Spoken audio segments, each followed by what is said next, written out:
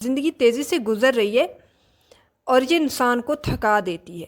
زندگی ہے ہی تھکا دینے والا پروسیس. اوکے, چاہے وہ انسان ہو یا پھر کوئی اور مشین. اوکے, مشینیں گرم ہو جاتی ہیں, ان کے آئل ختم ہو جاتے ہیں, جس کی وجہ سے ان کا انجن سخت ہو جاتا ہے اور اس کی پرفارمنس پہلے کی نسبت کم ہو جاتی ہے. یعنی کسی بھی چیز کی جو پروڈکشن ہے یا جو کوالٹی ہے, کوئی بھی کام کرنے کی پرفارمنس ہے, وہ اس لیے ڈکریز ہو جاتی ہے کہ وہ مسلسل کام کر رہا ہوتا ہے, وہ مسلسل خود کو تھکا رہا ہوتا ہے, وہ مسلسل استعمال ہو رہا ہوتا ہے, اس کی انرجی مسلسل ڈکریز ہو رہی ہوتی ہے.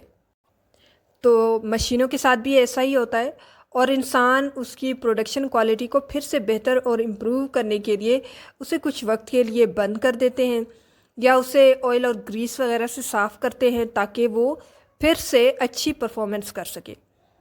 اس طرح کرنے سے اس کی پرفارمنس بھی انکریز ہو جاتی ہے اور پروڈکشن کوالٹی بھی انکریز ہو جاتی ہے. اوکے, انسان بھی بالکل ایسے ہی ہے.